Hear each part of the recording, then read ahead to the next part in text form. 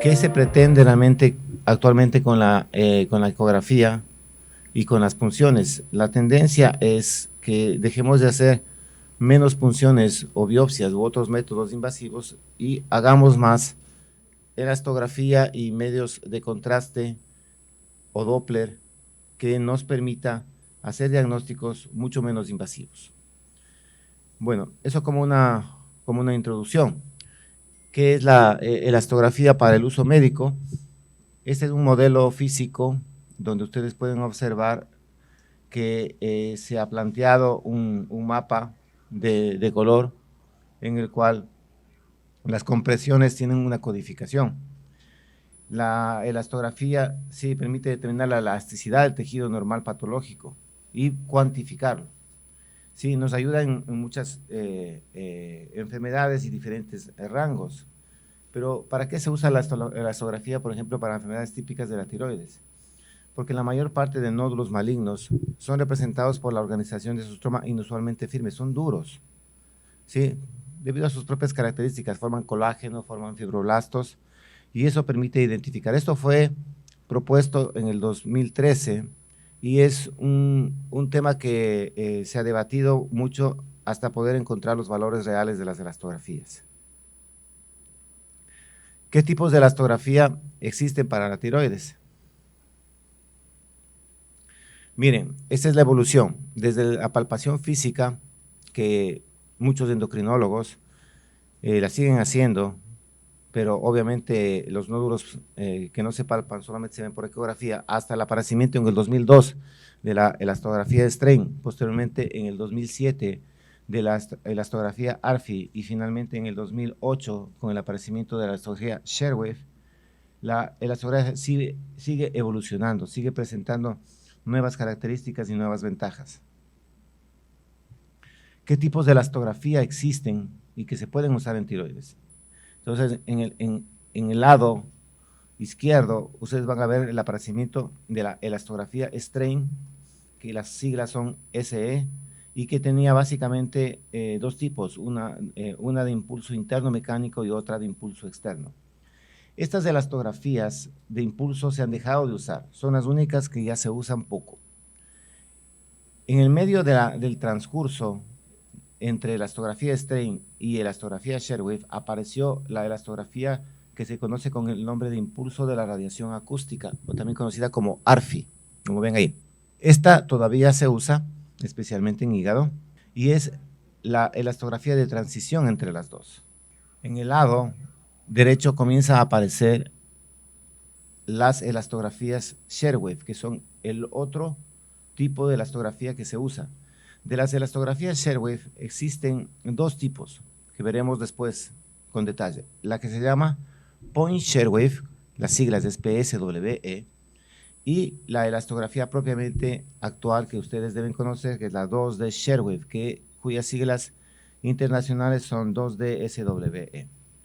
De estas bidimensionales tenemos dos tipos, una que se caracteriza por un solo disparo y otras que son tiempo real. Y finalmente existen las elastografías tridimensionales. Este es el cuadro final donde ustedes pueden ver todas las elastografías que se pueden usar en tiroides. De hecho, en el trabajo que hicimos investigamos todas ellas y todas tienen uso, todas tienen valores que se le puede dar. Alguien preguntará si es que realmente la 2 de Sherwave es mejor que la Strain o que la Point Sherwave. Tiene algunas ventajas, pero no es que no se pueda usar las otras para hacer diagnósticos, especialmente de niveles de corte. Comenzaremos entonces para que analicen, comenzamos con esta charla justamente para quien no tiene bases físicas de elastografía, que comiencen a comprender cómo funcionan las elastografías. Aquí tienen un ejemplo de la elastografía Strain que típicamente se caracteriza porque es una elastografía de tensión y distensión, por lo tanto es inducida por la compresión. La mayor parte de equipos actualmente ya no necesitan comprimir a la tiroides o a la mama o a otras estructuras para poder generar eso. Y las elastografías Sherwin se caracterizan porque se induce una onda de pulso en el nódulo y eso genera unas ondas transversales que son las ondas de cizalamiento, que son las ondas Sherwin, que son las que se miden. Esas son las diferencias básicas entre las dos. De todo esto de aquí nacen las diferentes elastografías que vimos hace un momento en la pantalla. ¿Cómo funciona la elastografía Strain? Se basa en la ley de Hooke. Como ustedes pueden ver ahí, ese muelle y ese resorte, claramente se van a dar cuenta que cuando uno lo presiona y cuando uno lo suelta va a tener una respuesta distinta de la elasticidad de lo que estamos hablando. Y en base a eso, la primera publicación, ¿sí?, que se hizo fue en el año 2006 en la Universidad de Tsukuba, y cuyo profesor, que no era el autor principal, el profesor Bueno, fue el que le popularizó y se basó básicamente en un estudio en mama, no en tiroides. Y se presentó pues esta puntuación que ustedes ya deben haberla visto en algunas de las charlas desde hace muchos años, ¿no? Ellos se basaron justamente, los japoneses, en que en sus estructuras antisísmicas construían este tipo de vigas y por lo tanto le daban la característica de elastografía y de rigidez y de mantenimiento a cada una de las zonas. Entonces ellos, sí, lo traspolaron justamente a la primera investigación, pero para medicina. De las elastografías de Strain, ¿cómo funciona la imagen? Justamente, actualmente hay impulsos solamente de toque, no se tiene que presionar el transductor. Simplemente hay un impulso, ese impulso produce deformación del nódulo.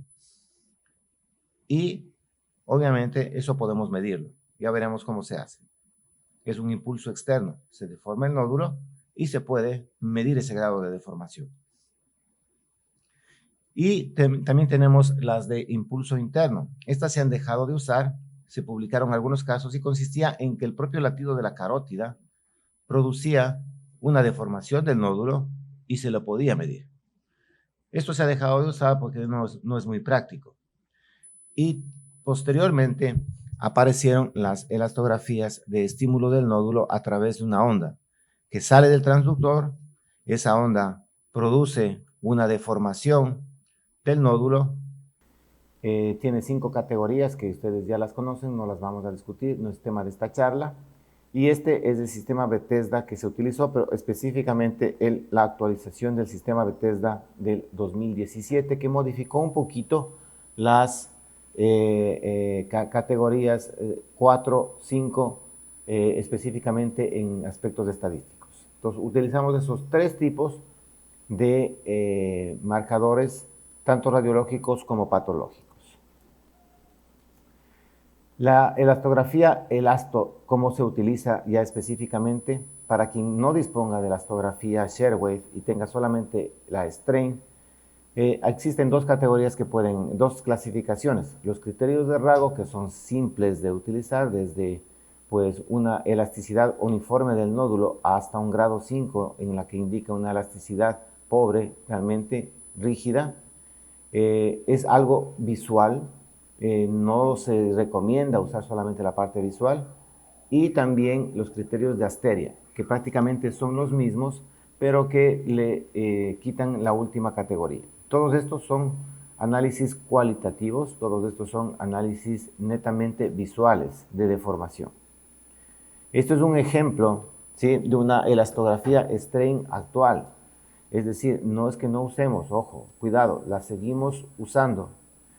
Observen en la imagen de un quiste y esta imagen de aquí que cambia de coloración, ¿sí?, se transforma en un diagnóstico de una porción más sólida dentro de esa imagen quística, es decir, es una imagen mixta.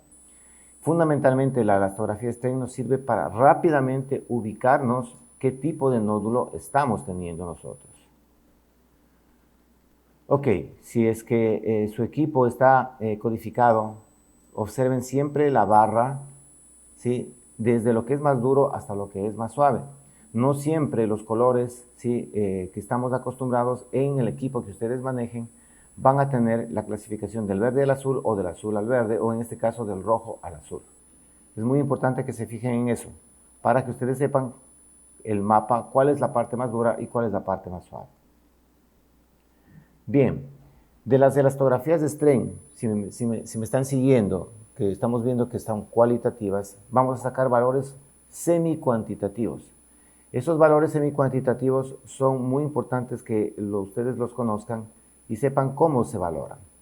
Básicamente, a cualquier nódulo de tiroides nosotros le vamos a diseñar la circunferencia completa del nódulo.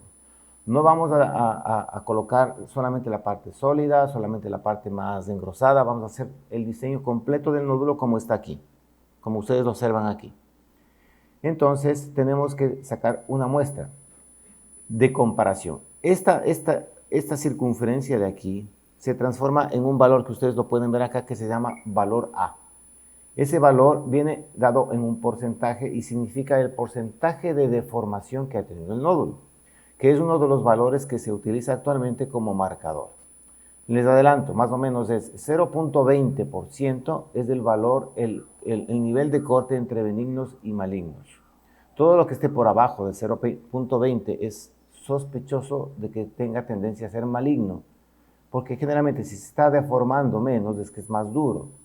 Y si es que se está deformando más, ¿sí? Va a tener un valor superior a 0.20 y va a ser más sospechoso de benignidad.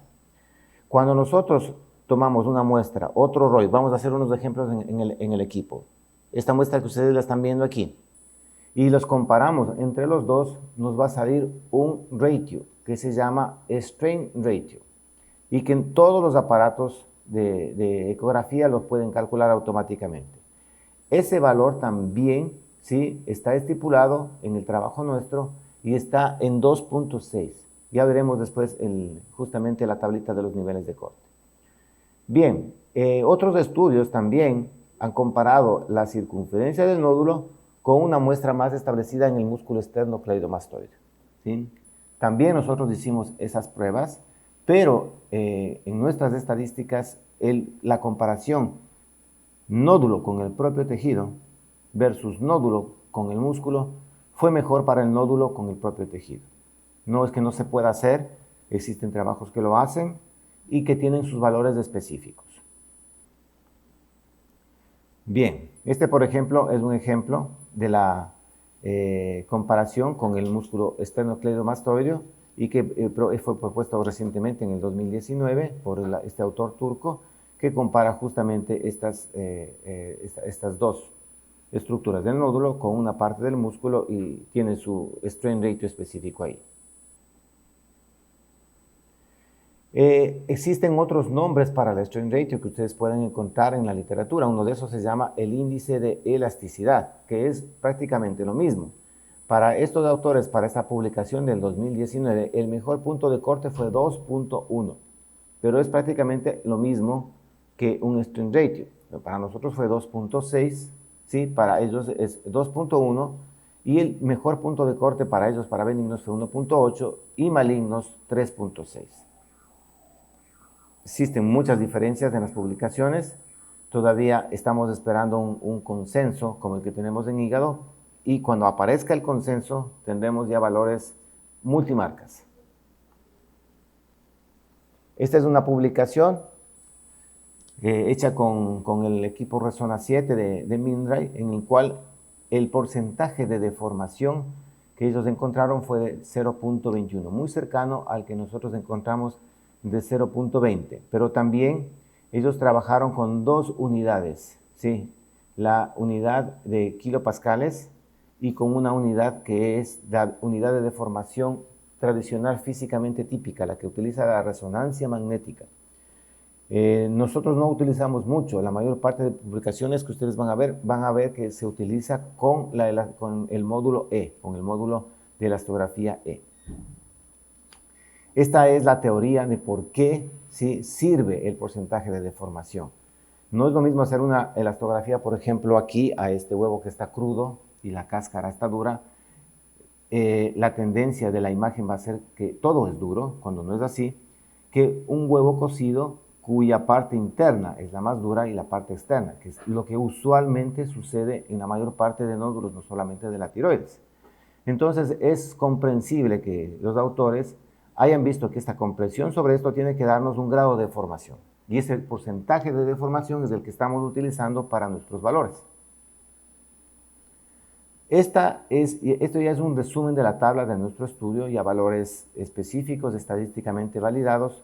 Observen como la media para el porcentaje de deformación fue de 0.20 cuando nosotros usamos el nódulo tejido. Cuando usamos el nódulo músculo fue de 0.18, pero estadísticamente tuvo menores pruebas que el 0.20.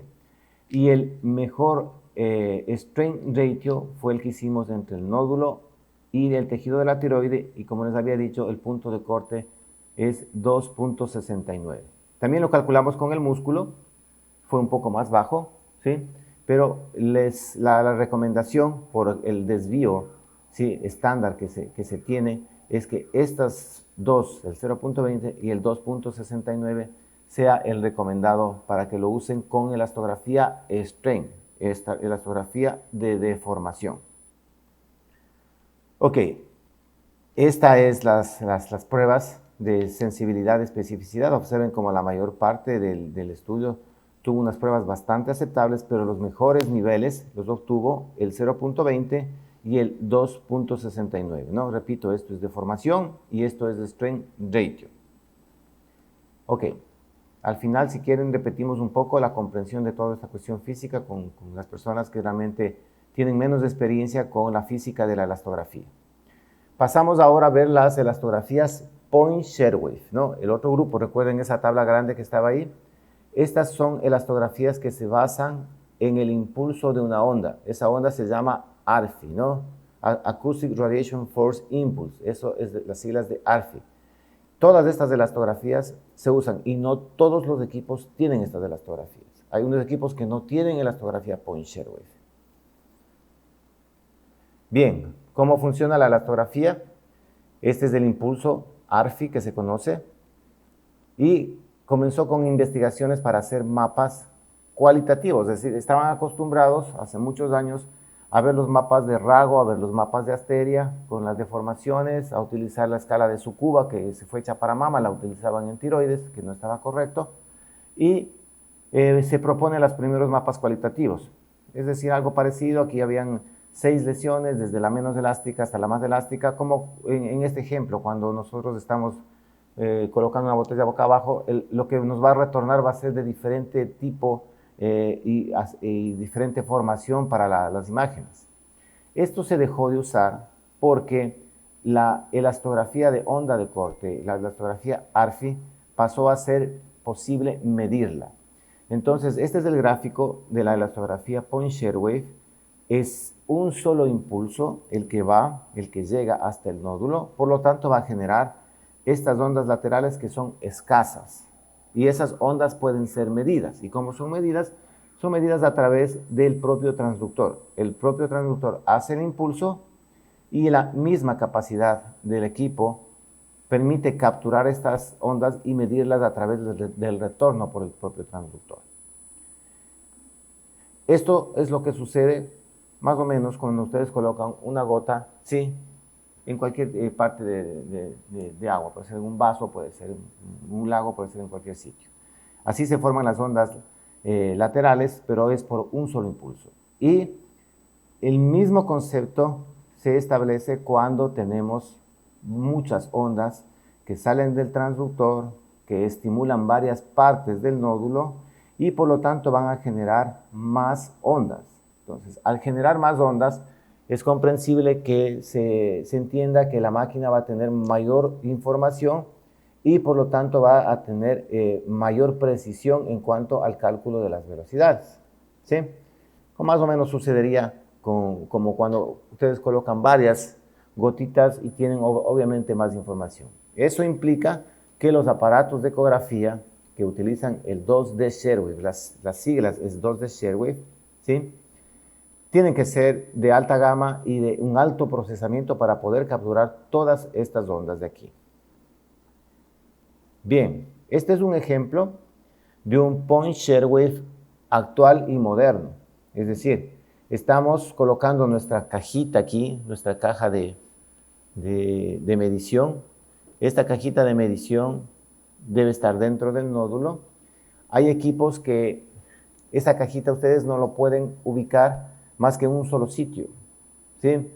Hay equipos en los que esa cajita de ahí, ustedes, que es una cajita ROY, no la pueden abrir ni cerrar, ¿sí? Y hay equipos que solamente hacen un impulso y lo miden. Ustedes observen cómo está pasando ahí abajo, ¿sí? Que estamos enviando hasta 8 o 9 impulsos y la máquina está calculando automáticamente todas las velocidades y todos los índices de calidad. Entonces, esto es un point shear wave actual, es un point shear wave moderno, donde pueden ustedes ver todo lo que se puede medir. Y el principal control de calidad, ¿sí? para todas las elastografías point shear wave de impulso ARFI, les repito para que se sigan memorizando, es el índice intercuartílico. El índice intercuartílico es una estimación estadística, es decir, la máquina va a producir obviamente varios estímulos, pero de todos estos estímulos que están siendo capturados por la máquina, ¿sí? el propio sistema, el propio mecanismo selecciona cuál es el mejor índice intercuartílico. Y en nuestro trabajo sacamos dos valores, ¿sí? Quien maneja elastografía hepática sabe que el IQR en hígado, cuando utiliza kilopascales, tiene que ser menos del 30%. Y cuando utiliza metros por segundo, tiene que ser 15%. En nuestro trabajo, el índice intercuartílico es la mitad. Si es que es KPA, es 15, y si es que es metros por segundo, es 8. Mnemotécnicamente, para que ustedes lo vayan memorizando. Es muy importante que concienticen que el índice intercuartílico para la elastografía point shear wave no puede tener valores superiores a eso porque las mediciones son incorrectas o por lo menos tienen muchos desvíos de estándar y no sería lo adecuado. Ya veremos en la máquina cómo se ve el índice intercuartílico. Bien, siguió progresando el point shear wave y ahora le adquirieron y le colocaron un mapa de color, como ustedes pueden ver. Es una elastografía de estímulo ARFI, pero ahora con un mapa de color, ¿sí? Que nos permite inclusive en nódulos más grandes poder seleccionar las áreas más específicas todavía donde vamos a colocar nuestra onda de corte. Estos son los resultados y los valores que obtuvimos, ya los primeros valores que se obtienen.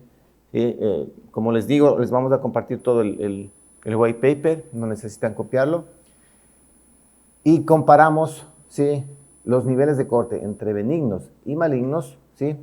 Con varias medidas también. Es decir, la máquina, miren, voy a regresar acá. La máquina nos da medianas, nos da valores máximos y nos da valores mínimos, ¿sí? Nosotros comparamos todos esos valores estadísticamente y por lo tanto en las tablas, en los resultados, obtuvimos varios valores con las medianas, con los valores promedio en el point shear wave. Y los valores fueron aproximadamente de 52 kPa cuando utilizamos la medida y de 4 a 4.1, ¿sí? Cuando utilizamos los metros por segundo, con buenas pruebas estadísticas. Estos son valores que se pueden utilizar con esas máquinas de aquí. No se podría establecer que estos valores pueden usarlos con otra máquina. Puede ser referencial. Otra máquina que tenga point shear wave podrían decir, bueno, me dijeron que es 52 kPa y que es 4.1 metros por segundo. Entonces, les sirve de referencia más o menos que sepan que todo lo que tiene 5 metros por segundo, que tiene 55 kPa, 60, son sospechosos de malignidad, y todo lo que está por debajo de los 50 o debajo de los 4 metros por segundo son sospechosos, son compatibles con la benignidad. Pero como les digo, estos son valores que cada marca debe haberlos investigado. Y esto es el resultado que les dije del IQR, ¿sí? Ya con el error estándar y con la mediana, es decir, 8.1 y 15.7 cuando utilizamos el kPa y cuando utilizamos los metros por segundo. El IQR es muy importante, pero gracias a Dios es automático en las máquinas, ¿no? Ahora vamos a ver lo que se refiere a las elastografías 2 de Sherwin, ¿sí? Vimos la anterior que era una point Sherwin, un solo estímulo ARFI. Estos de aquí son varios estímulos ARFI y además se le agrega un mapa de color, que es lo que ustedes ya han de haber visto, ¿no? Es decir, acá tienen una point Sherwin y acá tienen una 2 de Sherwin. La 2 de Sherwin se basa justamente en que podemos aplicar un mapa de calidad y un mapa de color y podemos hacer las medidas que nosotros queramos. Vamos a ver algunos ejemplos de varias marcas, ¿sí? De 2 de Sherwin. Por ejemplo, esta de aquí tiene su mapa de calidad y tiene su mapa de control en modo 2D. Las medidas le salen automáticas. En este caso, por ejemplo, el valor fue de 4.1 metros, muy parecido al que sacamos nosotros, ¿sí? Pero con una variabilidad mayor para este nódulo de aquí, que fue un carcinoma papilar. Entonces ya más o menos las multimarcas van acercándose a los valores que deberíamos comprender. Esta es otra imagen de otra marca, ¿sí? En el cual el valor pues fue de 1.7 y de 9.9 kilopascales para un nódulo benigno de tiroides, es decir, también dentro de los rangos que nosotros consideramos también normales para la investigación que realizamos. Esta es otra marca diferente completamente, pero esta de aquí, sí tiene unos valores estadísticamente superiores a las otras marcas. Esa es la diferencia. El consenso de los americanos que hicieron para hígado, que veremos hoy en la tarde, seleccionó indirectamente 6 marcas para hígado. ¿Sí? Esta de aquí, por ejemplo, no fue seleccionada porque parece que los valores de la elastografía de esta marca salen del nivel aceptado multimarca, es decir, son valores muy altos. Bien, de la anterior, que era un mapa de color más un mapa de calidad, ahora tenemos las elastografías que son en tiempo real. Es la misma, pero en tiempo real. Sí, esta es la imagen que habíamos visto al principio y esta es de una máquina que es considerada pues una de las mejores, que es la máquina, no tengo problema de decirlo, es Air Explorer del Supersonic, en el cual el mapa de calidad y los controles que se tienen son muy buenos. En este caso, por ejemplo, esta área de aquí, de alta dureza, que la pueden observar aquí y que se la puede medir acá, tuvo 88 kPa y 5.4 metros por segundo, es decir, bastante altos, es decir, y sobre el nivel de corte que también nosotros encontramos, es decir, es compatible esto con un carcinoma, sí. Y esta es la imagen de lo que sucede en una elastografía en tiempo real, es decir, nosotros tenemos el nódulo que estamos analizando y en el lado derecho se va formando el mapa. Este mapa se puede modificar cambiando las escalas también, como hacemos con el Doppler, por ejemplo. Y obtenemos así nuestros mapas de color. Estos mapas de color inclusive pueden tener mapas de confiabilidad. Es decir, cuando sobre el nódulo usted le coloca un mapa de confiabilidad y la máquina le dice que todo lo que está apareciendo en verde es lo que debería medir y todo lo que aparece en violeta es áreas que no debería medir. Y cuando usted modifica la escala, estas áreas también se modifican en cuanto a la coloración. Y obviamente también el segundo control de calidad es que a estas áreas de aquí, la máquina les quita de la imagen para que usted no tenga que medirlas sobre ese sitio. Es decir, son ayudas diagnósticas que se conocen como los mapas de calidad. Los mapas de calidad, por ejemplo, en hígado, antiguamente las publicaciones antes del consenso, se decía que se tiene que hacer 10 medidas, ¿sí?, en el hígado, y que actualmente se deben hacer solamente 5 porque las máquinas tienen control de calidad. Entonces, todas las máquinas que utilicen los mapas de calidad son diversos para cada máquina. ¿Sí? Todas las máquinas que tengan eso ya no necesitan hacer tantas medidas como se hacía antiguamente. Por ejemplo, en hígado hace pocos años, 5 años, digamos, había que estar midiendo 10 veces con el point Sherwin y 10 veces con el 2 de Sherwin. Actualmente ya no se hace eso. Bien, hay algunos trabajos que se han publicado con elastografía en tiempo real y parece que realmente tiene ventajas con sobre la elastografía que no es en tiempo real. Ok, de elastografías tridimensionales, que fue la última parte que vimos en la tablita, hay algunas publicaciones. En realidad utilizan transductores volumétricos y las publicaciones que son escasas le dan una cierta ventaja sobre la elastografía 2D. Yo no tengo experiencia con elastografía tridimensional, no, he visto algunos reportes, pero no creo que tengamos que invertir tanto en un transductor volumétrico para hacer elastografía cuando realmente con la 2D tenemos excelentes resultados. Bien, este ya es la tabla resumen de las elastografías 2D Sharewave, que en este caso se llama RT Sharewave. Para los valores que les había dicho, medios y máximos, la estadística era buena, no así para los valores mínimos, es decir, cuando nosotros veamos ahí los valores que nos aparece Imin, ¿sí? Imax, el promedio y los valores mínimos le aparecen en la máquina. Vamos a utilizar solamente los valores medios o los valores máximos. Y de los valores medios, lo que más está publicado son exactamente estos valores de aquí. Hay trabajos que utilizan, cuando ustedes lean los artículos, que dice, analizamos este nódulo de mama o de tiroides y utilizamos IMAX. Eso es el valor máximo de elasticidad. Entonces habrá que fijarse en qué están utilizando eso para poder comparar. 47.5 kPas, ¿sí? Para este tipo de elastografía, y máximo, y cuando se utiliza IMAX, 115. En realidad acabamos utilizando más el valor promedio, 47.5. Y en metros por segundo, parecido al Point Sharewave, 4. En el Point Sharewave recuerden que era 4.1. Entonces, estos son los valores que nosotros frecuentemente utilizamos para hacer los reportes.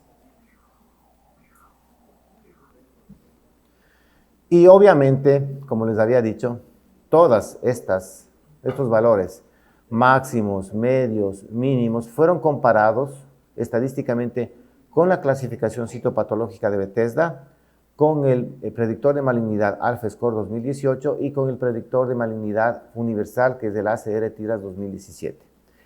Los valores que se obtuvieron fueron bastante buenos para casi todas las pruebas. Claro, aquí seleccionamos los que fueron los mejores. Vamos a ver ahora algunas publicaciones recientes de lo que se hace con elastografía. Se comparó Strain versus Sharewave aquí y obviamente el valor que apareció para Sharewave como nivel de corte fue de 32 kPa para esta publicación del 2019. Esta comparó una elastografía Sharewave y encontró 3.6 como el punto de corte, que es un poco superior, ¿sí? Y 3.44 para la velocidad media. Es decir, son varios tipos y esto fue publicado recientemente en el 2020. Entonces observen cómo sí existen diferencias en las publicaciones en cuanto a los valores. Es decir, todo depende de la población que se utilizó, de la máquina que utilizaron, de la estadística, del tipo de elastografía que fue usada, de los controles de calidad que usaron. Entonces, cuando se lee esos artículos hay que leérselos todos para poder decir, bueno, si está aceptable, que han investigado todo eso, porque hay artículos que también no nos presentan buena estadística y por lo tanto no vamos a poder confiar mucho en los niveles de corte. Se está investigando la relación que se tiene de la elastografía versus el TIRADS, como en esta publicación del 2020. Me parece muy interesante y creo yo que la próxima actualización de la ACR-TIRAS de los americanos va a incluir ya los valores de elastografía dentro de estas categorías que ustedes ya conocen. Es decir, en la tablita de la ACR-TIRAS posiblemente el consenso ya incluya valores de elastografía cuantitativa, posiblemente Sharewave, no les podría decir si es Point Sharewave o Sharewave normal, los de Sharewave, pero ya creo que lo van a tener, lo están teniendo en cuenta y los expertos de los americanos y europeos que lo van a hacer, creo que lo van a incluir y va a modificarse pronto la ACR-TIRAS. Se está investigando también con medios de contraste. Lamentablemente en nuestros países latinoamericanos, creo que solamente Brasil y México tienen la posibilidad de utilizar medios de contraste. Y eso de ahí es, pero realmente muy, muy importante. Aquí tienen la imagen de de un nódulo después de haberle aplicado un medio de contraste, porque se tiene poco tiempo, 1 minuto o 2 minutos máximo para poder ver el realce del contraste. Esto se hace mucho en hígado, se hace en mama también, pero también se hace en tiroides. Lamentablemente, como les digo, por ejemplo, en mi país no tenemos quien venda el medio de contraste. Las máquinas de estas tienen un programa para ver Zeus, para ver medios de contraste. Y las máquinas de estas tienen un programa para hacer fusión con otro tipo de tecnología como tomografía o como resonancia magnética. Es decir, los recursos tenemos en los ecógrafos. Lo que no tenemos son la distribución de los medios de contraste y las máquinas de fusión. Pero es muy interesante porque realmente va a modificar un poco el criterio, ¿no? Ok, también se ha hablado un poco sobre el strain ratio y los sistemas asistidos por inteligencia artificial. Creo que es otro tema que se debe considerar para analizar todo lo que es el VRATS y el TRATS que vienen actualmente en muchas de las máquinas ya como inteligencia artificial. Es decir, ya la máquina le ayuda a usted a seleccionar y a clasificar el nódulo de acuerdo al tipo de inteligencia artificial que la tenga. Eso también es otra cosa que debemos estar pendientes porque salen muchas actualizaciones en los equipos de ecografía. Por ejemplo, aquí hemos utilizado en este caso, que es un nódulo mixto con un engrosamiento parietal, que ustedes lo pueden ver ahí. Se ha hecho una elastografía strain, observen cómo tenemos la parte más dura. Acá le hemos hecho focalmente una elastografía 2 de Sherwood, lo hemos medido como 4.5. Este fue en el engrosamiento 46. Son de los pocos casos, y esta es la aguja de punción. Son de los pocos casos en los cuales nosotros hacemos puntualmente la elastografía en la parte más sólida, ¿sí? Que no tiene objeto hacerla en todo el nódulo. Y en este caso sí nos resultó, pues fue un carcinoma papilar. Y los valores que ustedes pueden ver ahí están superiores a los que nosotros realmente publicamos. Muy bien. Ahora veremos unos casos de correlación con la patología. Miren, este es un nódulo ísmico. Ya cuando es ísmico y es solitario, uno se pone medio pendiente. Y si es que es hombre, peor todavía. Un hombre con un nódulo ísmico solitario, hipoecogénico irregular, es un carcinoma papilar sin necesidad de hacerle patología. Se le aplica el mapa de calidad. Observen cómo perfectamente en el 2 de Sherwood se realza toda esa parte más dura. Y aquí tienen el resultado de la patóloga, donde se puede observar todas las alteraciones, la cromatina, los núcleos, y como veremos después la parte de los núcleos vacíos de Orphan-Annie que se basan mucho en las patólogas para hacer el diagnóstico de los carcinomas papilares. Este es el reporte de patología. La correlación es excelente. Es lo que hemos hecho, correlacionar esto con un predictor y con el Bethesda, que es lo más importante, ¿no? Este caso de acá es un nódulo muy irregular, es predominantemente sólido. Hemos tomado una muestra justo en la parte sólida. El mapa de calidad nos dice que aquí no debemos medir, por lo tanto nos concentramos justamente en esta parte de acá. 5.4 por sobre el nivel y 4.5 para la otra tipo de elastografía, y también fue un carcinoma papilar. Aquí están las imágenes de citopatología, las inclusiones, los núcleos de Orphan-Annie, estos ya hecho a 40x más, bien ampliado.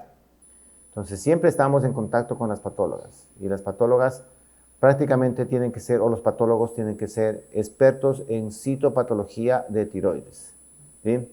No pueden ser citopatólogos generales, tienen que dedicarse más del 50%, así como nosotros nos dedicamos a algunas especialidades, subespecialidades en radiología o en ecografía, ellos también se subespecializan en diferentes áreas.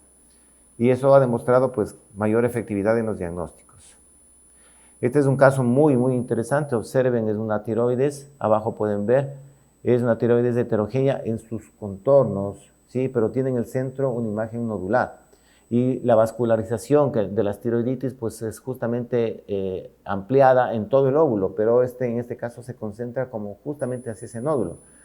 Y cuando le hicimos la elastografía puntualmente aquí en el centro del nódulo y acá arriba la 2 de Sherwood, pues el resultado fue valores bastante altos en metros por segundo, ¿no? Superiores al 4 que les habíamos propuesto. Este tiene 4.3 y la otra tiene 5. Eso fue una tiroiditis de Hashimoto con un carcinoma papilar justamente en la parte central. ¿Existe porcentajes? Sí.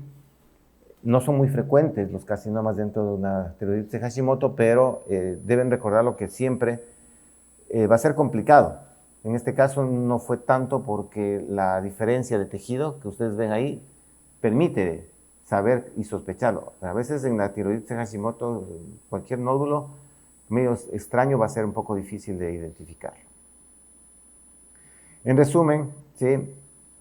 Cuando se hace tiroides se hace un estudio multiparamétrico. Y el estudio multiparamétrico comienza con la evaluación ecográfica. Y la evaluación ecográfica en tiroides requiere el uso de un predictor, el que ustedes quieran. Nosotros proponemos usar siempre dos. Uno ampliado como el ACR-TIRADS o el Euro-TIRADS, ¿sí? Y uno de menor sospecha, como en nuestro caso utilizamos el ALPHA-SCORE. Los europeos de pronto utilizan solamente el Euro-TIRADS y los asiáticos utilizan el K-TIRADS, el Korean TIRADS. Pero eso ya es de cada región, no podemos nosotros modificarlo. Pero en tiroides, la primera evaluación en modo B tiene que ser esa con un marcador. Lo segundo, sí, es aplicar cualquier tipo de elastografías. En este caso, una elastografía Strain, si en sus equipos solo lo tienen, o si es que tienen una elastografía en 2D y una elastografía Point-Sherwin. Si en el caso de estas máquinas tienen esas tres elastografías, hay máquinas que no las tienen. Adicionalmente, siempre el Doppler va a ayudar. Como conclusiones, la elastografía Strain y la Point-Sherwin tienen uso y tienen valores definidos como los hemos presentado. La 2 de Sherwin y la Real-Time Sherwin aparecen como prometedoras, pero falta mayor reproducibilidad y validación. La tridimensional tiene pocos reportes de estudio. Fuimos los primeros en publicar un white paper aquí para Latinoamérica, gracias al apoyo justamente de MINRE Internacional, algo que realmente nos llevó mucho tiempo, pero que vale la pena que lo conozcan. No es posible establecer valores de estándar, ¿sí? Porque las marcas tienen todavía diferentes mapas de calidad, no tanto así como bases físicas, pero eso no lo decidimos nosotros, lo deciden los consensos. Y estamos, como les había mencionado, a la espera del consenso de los americanos o el consenso de los europeos para incluir las elastografías dentro de los predictores de malignidad. Igual, usar KPA o usar metros por segundo no hace mucha diferencia. En hígado, por ejemplo, hay mucha gente que utiliza metros por segundo porque se acostumbraron a usar el FibroScan. En mama, por ejemplo, a la gente le gusta usar solamente KPA porque no comprende cómo funcionan los metros por segundo. Pero las dos medidas les dan las máquinas y las dos medidas tienen diferentes puntos de corte. El strain ratio es más sencillo y solamente con el porcentaje de deformación ustedes tienen una opción. Y recuerden que las medidas les vienen dadas en varios tipos de módulos, es decir, el módulo de máxima elasticidad que se conoce como IMAX, el módulo de elasticidad promedio que se conoce como IMIN y el otro que es la elasticidad mínima, ¿sí? Que prácticamente no se usa. La mínima no se usa porque tiene muchas variantes en las publicaciones. El KPA para nuestro trabajo, en resumen, fue de 47.5 a 52 KPA, dependiendo del tipo de elastografía. En metros por segundo, recuerden, fue de 4 a 4.1 metros por segundo. Son los niveles de corte entre benignos y malignos. El valor de deformación es 0.20% y el strain ratio fue de 2.69. Esto sí es una tablita súper resumida de lo cuantitativo en relación a nódulos de tiroides. Bien, el estudio que tenemos aquí ha sido fortalecido con los tres predictores que ya les mencioné y se recomienda usar siempre una selección de ellos para realizar las PAO.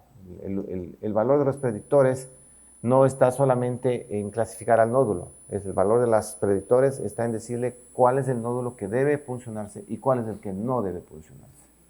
De hecho, la tendencia de la escuela endocrinológica es, por ejemplo, de los microcarcinomas, todos los que miden menos de 10 milímetros, es hacerles vigilancia activa, porque han notado que les hacemos punciones Sabemos que es un microcarcinoma, les hacen seguimiento y más de la mitad de los pacientes no van a tener metástasis o no se van a morir por el carcinoma o no van a tener problemas después de 20, 30 años. Claro, hay unos microcarcinomas que sí pueden dar metástasis rápidamente, entonces están en esa pelea siempre los endocrinólogos, los que defienden que no se debe pulsionar todos los nódulos que midan menos de 10 milímetros, así sean sospechosos de microcarcinomas. Entonces estamos nosotros ahí. O sea, generalmente pues hay algunos nódulos completamente benignos que no tienen ni un centímetro que nosotros no los puncionamos. Utilizamos todos los predictores, pero decidimos no hay que puncionarlos porque ya hemos visto que siempre son benignos. ¿Qué cuestionamientos y futuro tenemos? Por ejemplo, evitar lo de las PAP que estamos hablando justamente en este momento. ¿Qué rol va a tener la elastografía en el diagnóstico de las tiroiditis de Hashimoto? Es algo importante. Estamos haciendo mediciones a todas las tiroiditis de Hashimoto, les estamos guardando todos los anticuerpos y estamos viendo ya valores interesantes ahí, que más o menos, les digo, rondan alrededor de los 40 a 50 kilopascales para las tiroiditis de Hashimoto. Ahora tenemos que ver el tiempo de evolución y todo lo que representa el tratamiento. Hay que estandarizar la elastografía entre las marcas, eso es algo que va a llevar mucho tiempo también. Por ejemplo, no se ha estudiado la elastografía con nódulos hiperfuncionantes, con embosios, en pacientes que han recibido iodoterapia o radioyodo o los microcarcinomas. Faltan más estudios de elastografía específicamente para esas áreas. No se ha estudiado su rol, ¿sí? Sí lo estamos haciendo. Le pongo no se ha estudiado porque no he visto muchas publicaciones. Pero, por ejemplo, nosotros hacemos radiofrecuencia, hacemos microwave y hacemos esclerosis de nódulos de tiroides y les estamos haciendo a todos de elastografía antes del procedimiento y en todos los seguimientos. Y sale algo interesante en relación al tipo de fibrosis que se va formando en el nódulo después de estos tratamientos. Entonces, es otro de los usos que se le podría dar a la elastografía. Guiarse una PAF por elastografía es el futuro, pero va a depender mucho de la velocidad de reconstrucción de los aparatos para que nosotros podamos confiar. Y los sistemas asistidos por computador, la inteligencia artificial, es algo que también ya pronto se nos viene. Si nos reunimos de aquí en 5 años, probablemente estos equipos van a tener ya toda la inteligencia artificial de elastografía en sus máquinas y tenemos que estar preparados para conocer físicamente cómo es eso. Recuerden que también existen los métodos en los cuales se fusionan las tecnologías, ecografía con tomografía, ecografía con PET-CT, ecografía con resonancia magnética, y eso es otra de las áreas que también debemos estar preparados para poder estudiar más de este tipo, ¿no? Bueno, muchas gracias. Esto era la presentación.